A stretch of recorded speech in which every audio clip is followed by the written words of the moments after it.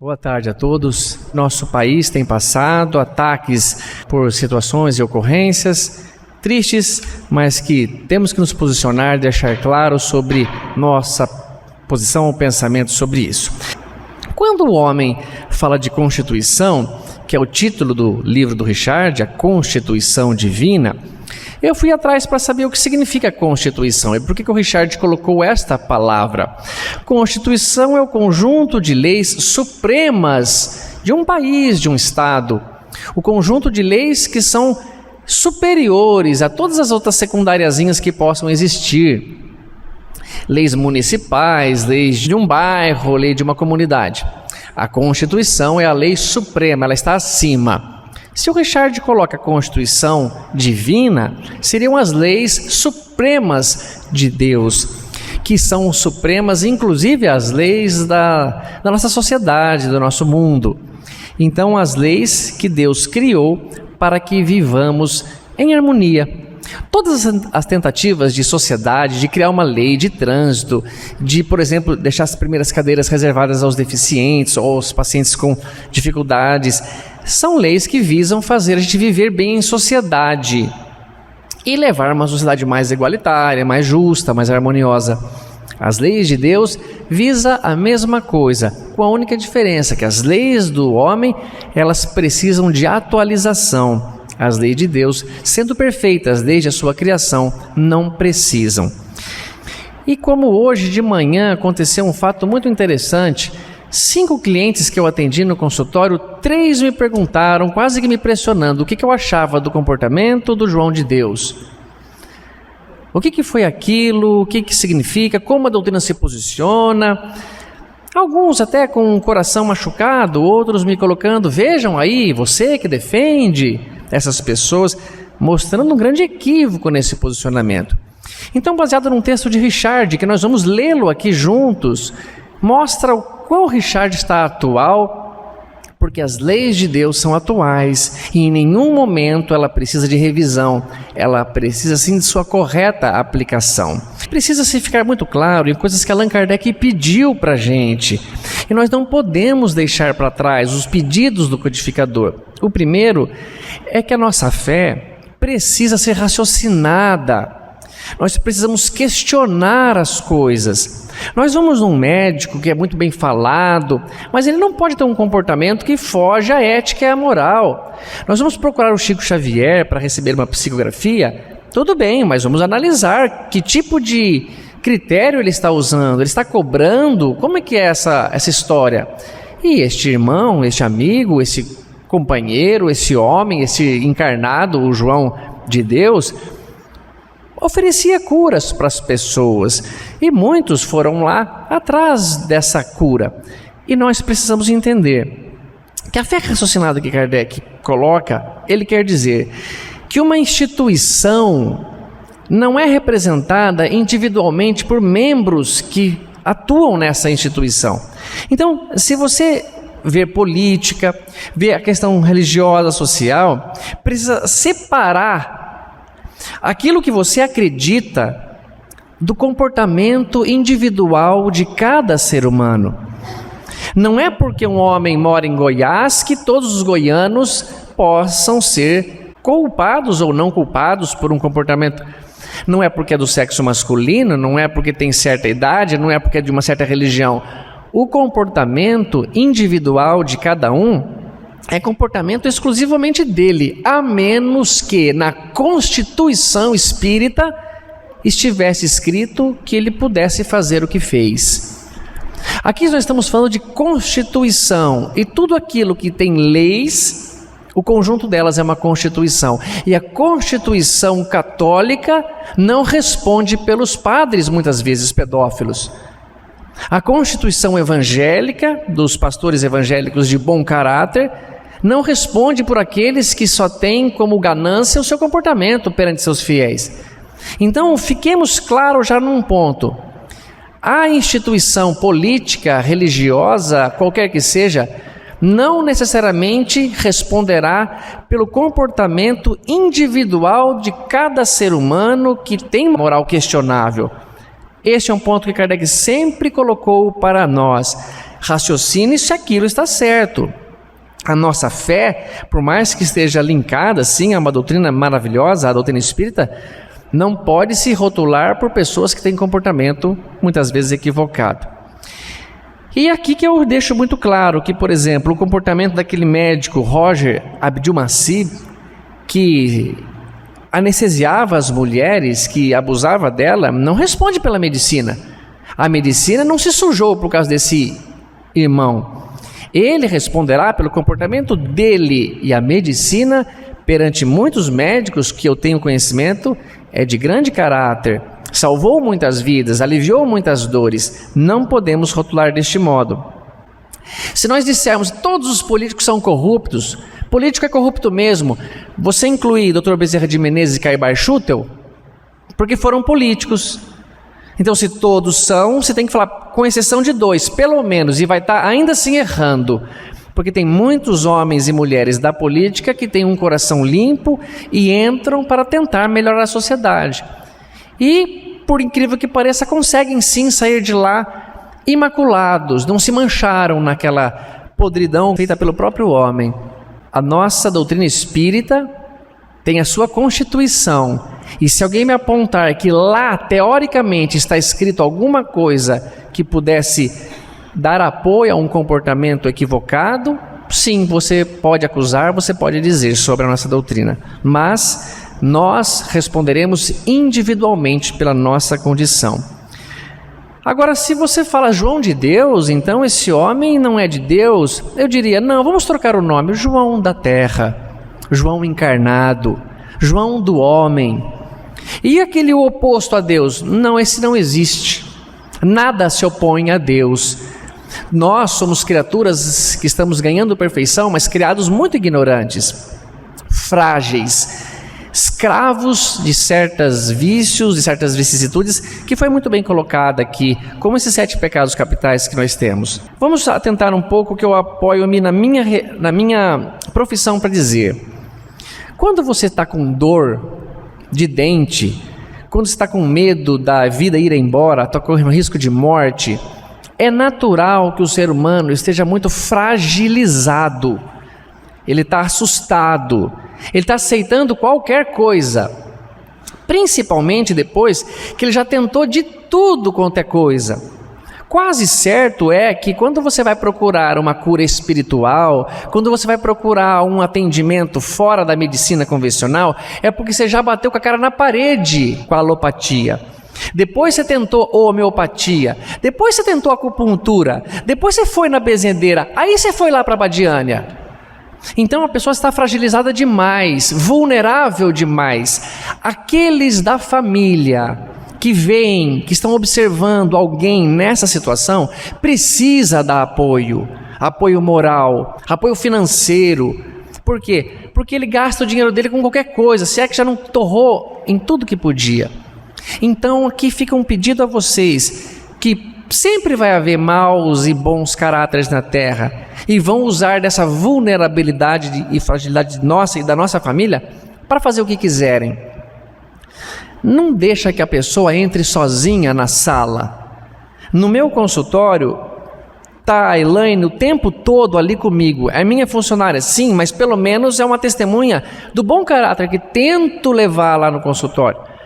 E se vier acompanhante, fatalmente entrará no consultório junto, para que veja o modo como eu trato, para que veja como eu faço. Muitos aqui são pessoas que levaram filhos, pai e mãe, e ficam lá dentro. Ficaram lá comigo para quê? Porque para mim é um ponto de apoio. E aqui que me começa a chamar a atenção. Se muitas das mulheres que relataram ser abusadas entravam sozinha, poxa, por que não podia entrar com ninguém? Será que se a espiritualidade superior, que sabe da mente nossa muito antes da gente planejar qualquer coisinha, não perceberia que se fosse injustamente um homem ser acusado assim, não avisaria ele? Amigo, convida para entrar junto porque está perigando de você ser acusado de alguma coisa. Ou então liga uma câmera e filma, vai. Então, deste modo, médicos, enfermeiros, dentistas, fisioterapeutas, põe alguém junto lá na sala com você.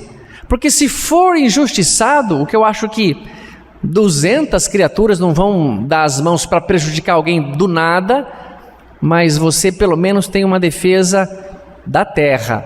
Agora, em relação à Constituição de Deus, você não precisa se preocupar não. Não precisa se preocupar porque, na verdade, Deus sabe de tudo. E o Chico, muitas vezes, foi orientado pelo Emmanuel. Estão te acusando, sim, Chico, não se preocupa. Continua com seu trabalho. Faça seu trabalho independente de qualquer coisa. Não se preocupe com isso. Mas, é claro, nós temos que saber que as leis dos homens devem sim ser cumpridas na sua justiça e defendidas conforme for. Então, eu daria uma opinião pessoal minha. De quem é a culpa, se caso aconteceu essa situação? Exclusivamente do João de Deus. Exclusivamente dele. E se tinha algum cúmplice sabendo o que ele estava fazendo e dando apoio por algum outro interesse, é dele em primeiro lugar e em seguida dessa outra pessoa. O médico que aborta, se ele estiver sozinho, a culpa é dele. E quem mais está querendo? A menina, a culpa dela também, do pai da menina e dos dois, da enfermeira, mais um para conta. E cada um responderá, porque para a justiça do homem, para a Constituição humana, precisam de ter órgãos de fiscalização. Polícia, fórum, não sei o que lá. Para a justiça de Deus, Ele deu um órgão para cada um, a consciência nossa. Você pode enganar todo mundo, mas a você mesmo você não sabe mentir ou inventar que não fez quando fez. E essa constituição cerebral ou moral não nos deixará em paz. Tratemos de usar da melhor maneira. Então eu acredito, pelo que vi, para responder para as pessoas, sim, acho que aconteceu tudo aquilo que as moças estão falando, sim. Porque o relato de cada mulher ali é parecido demais uma com a outra. Se cada uma inventasse uma loucura qualquer só para chutar o cachorro que está morto ou que está muito machucado, teria algumas diferenças, mas eu vi e me convenceu. Houve sim complicação nessa história, porque a gente é frágil e quando você encarna, os hormônios, o dinheiro seduzem demais a gente. Eu não vou responsabilizar e culpar e julgar dizendo que se eu tivesse ali naquela situação, eu não era capaz de fazer. Por isso peço para que as pessoas fiquem junto comigo, por isso não vou em certos lugares se tiver coisas que eu capaz de não suportar, porque sei das minhas fraquezas, sei da minha escravidão nos meus erros, porque Jesus já falou, aquele que comete pecado torna-se escravo do pecado. Então, como eu não quero ser escravo, eu evito.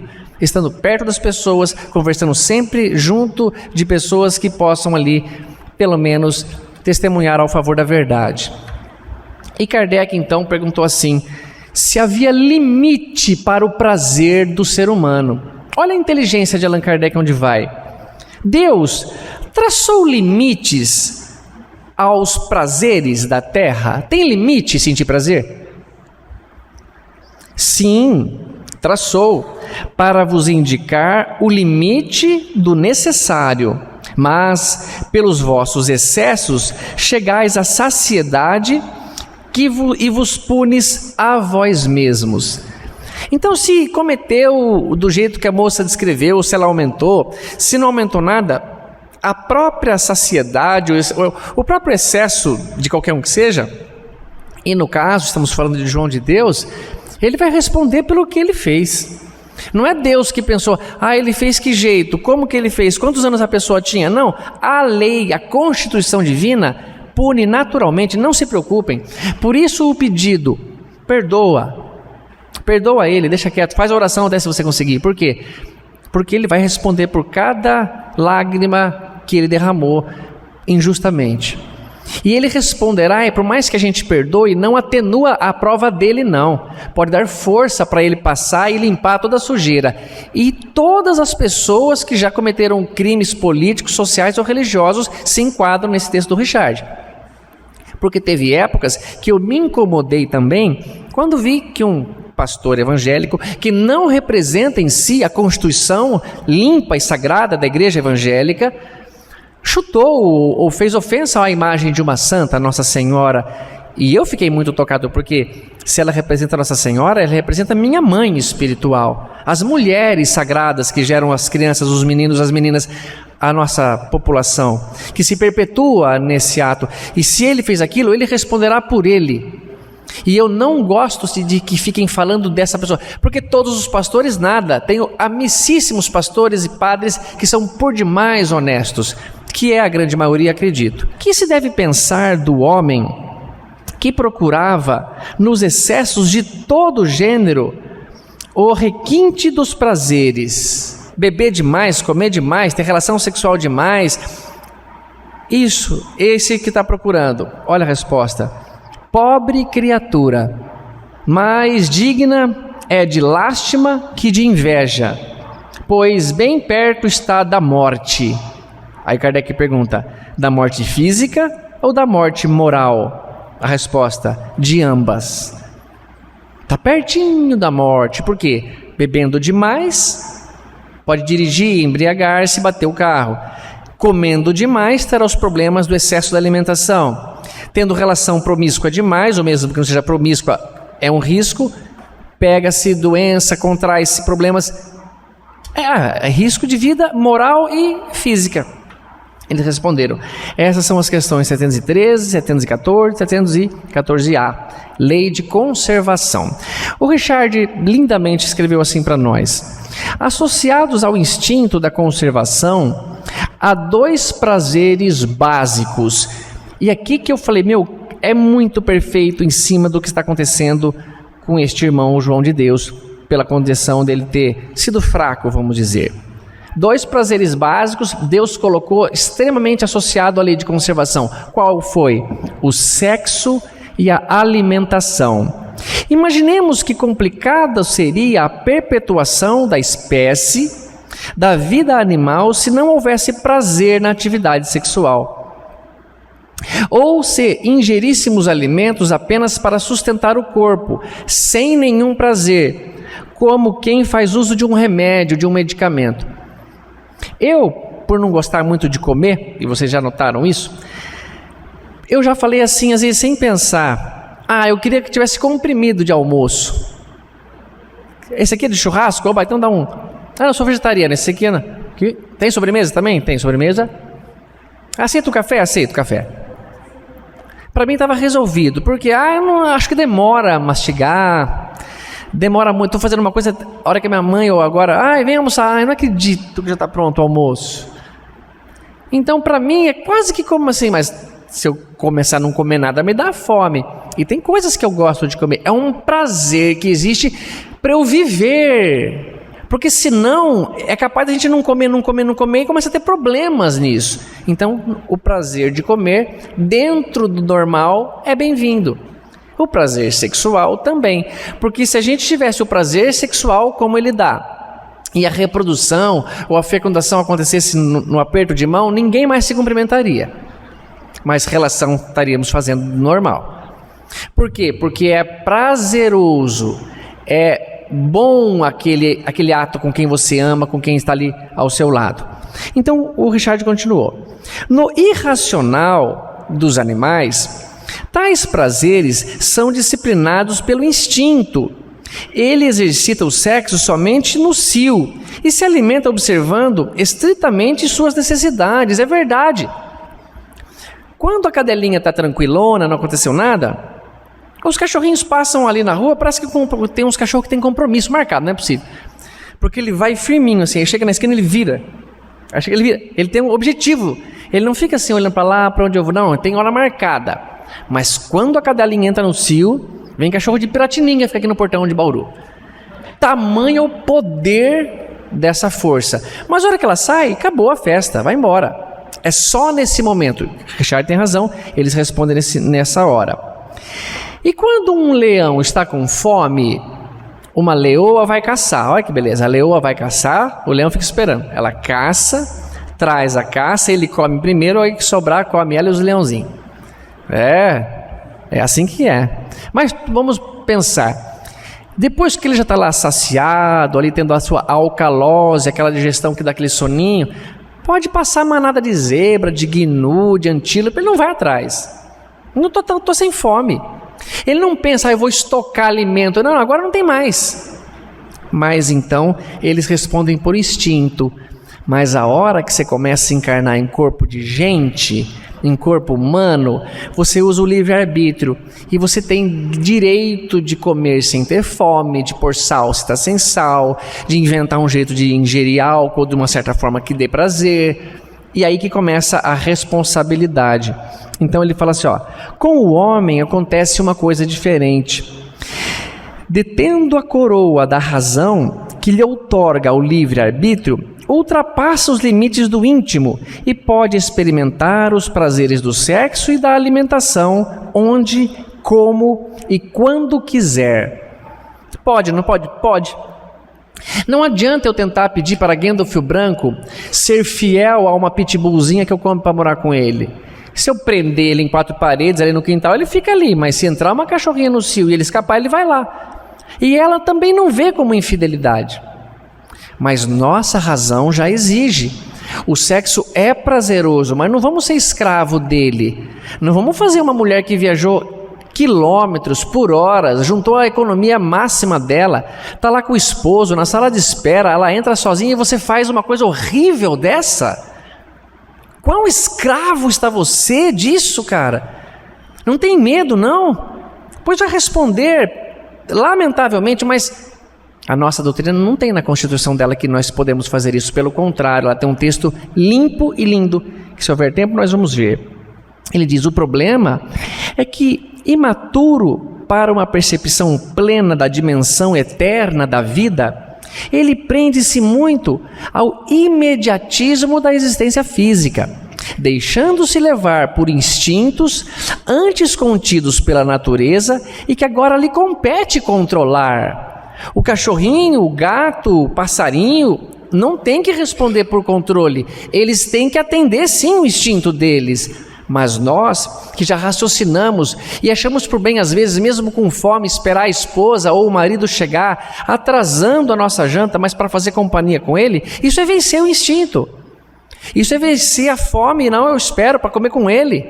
É meu esposo, é minha esposa, minha filha, meu filho, meu irmão. Eu rompo com o instinto, eu venço ele pela minha razão. Ele fala, mas enquanto não consegue, então ele fala, no guloso, aquele que tem o pecado da gula, que estima a mesa farta, que vive para comer, esquecendo-se que deve apenas comer para viver. Ao sexomaníaco, que às vezes tem que entrar em clínica de reabilitação, esse desequilíbrio igualmente. Com semelhante comportamento, desajustam os centros genésicos, candidatando-se a graves enfermidades físicas e psíquicas. Então todo o centro genésico, o chakra genésico nosso, precisa estar um pouquinho mais equilibrado. Faz força. Pensa no valor do companheiro ou da companheira, que muitas vezes caminhou ao nosso lado quando quase carregava a gente no colo. Às vezes a gente vai fazer uma situação, tem oportunidade de fazer, mas pensa no teu passado com aquela pessoa. E muitos falam, então por isso que eu vou ficar solteiro mesmo. Pelo menos você não está traindo alguém. Mas ficar solteiro, pessoal, só para achar que está liberado para fazer o sexo como quiser, desorganiza o centro genésico. Não há pecado nenhum nesse ato, mas você se vicia em algo material, como se vicia em comer demais, em beber demais, em ter riqueza demais, e no mundo espiritual você não tem o que oferecer. Aí fica desequilibrado, perambulando aí por ambiente promíscuo. Poxa, imagina se os teus entes queridos, mamãe, papai, anjo da guarda, depois que você desencarnar, ficar vendo você nessa escravidão psicológica. Ninguém quer isso. Então, eu acho que nós temos que nos posicionar sim, com respeito, nunca admitir que esse é o posicionamento da nossa doutrina, porque há um texto do Emmanuel, na Seara dos Médiuns, capítulo 12, psicografado por Chico, que ele diz assim, a doutrina espírita atua com o trabalho da caridade material e espiritual desinteressada, sem nenhum propósito, a não ser o de auxiliar os necessitados. Ele está passando a limpa Constituição. Toda a prática espírita é gratuita. Então, se alguém pedir 1 centavo para vocês, não, eu não estou cobrando para você pagar a entrada, a visita. Eu estou cobrando só para fazer um tal de chá. Não vai embora, é charlatanismo. Não vou pagar. Ou então fala assim, não tenho dinheiro para pagar. Posso tomar o chá? Posso ser atendido mesmo assim? Se puder, fica. Se não, não fica. E pode saber, não é aquele dinheiro não que vai fazer você curar, porque se você tiver fé mesmo, porque muitas pessoas que foram só, não no João de Deus, mas em qualquer outro lugar, se curaram sim pela fé que tem. É merecimento dela, não tem nada de poder na mão de ninguém não, a não ser de um único que teve aqui, mas os poderes que ele teve ele nem usou em benefício próprio. Então ele diz, é gratuita como orienta o princípio moral do Evangelho, dai de graça o que de graça recebeu. O Espiritismo orienta que o serviço espiritual não deve ocorrer isoladamente, apenas com a presença do médium e da pessoa assistida na mesma sala. Não recomenda, portanto, a atividade de médiuns que atuem em trabalho individual e por conta própria. Estes não estão vinculados ao movimento espírita, nem seguindo a sua orientação. A Federação Espírita Brasileira, junto ao movimento espírita, fundamentada na tríade Deus, Cristo e caridade, pratica o bem, levando o consolo e esclarecimento à humanidade. Não é a mediunidade que te distingue, é aquilo que fazes dela. Emmanuel, na Seara dos Médiuns, capítulo 12, psicografado pelo Chico. Portanto, defendam sim a doutrina espírita, que é uma doutrina limpa, como também defendam sim a doutrina católica, como também defendam sim a igreja evangélica, o hindu, o budista, o muçulmano, mas não o comportamento individual de cada um.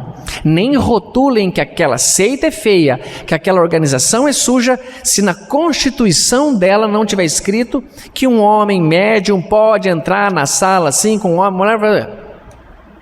Portanto, pessoal, confiemos em Deus, que vai fazer justiça por cada lágrima derramada das nossas mulheres do Brasil, mas não seremos nós que vamos jogar nenhuma pedra em ninguém.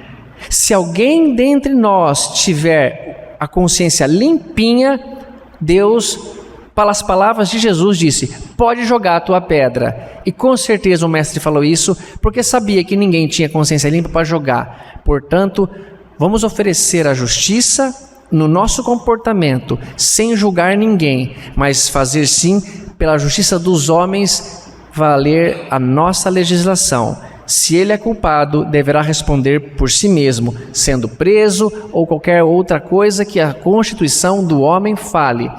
Mas ele vai ser abusado na cela? Nenhuma gota será derramado dele. Respeito a qualquer indivíduo de qualquer religião, de qualquer classe, de qualquer posição, porque Deus é nosso Pai e sabe na medida certa nos corrigir. Mas limpa o coração, que a nossa atitude perante a Constituição de Deus vai limpar o comportamento de todas as seitas, todas as religiões, conforme fazermos por nós mesmos. Que assim seja.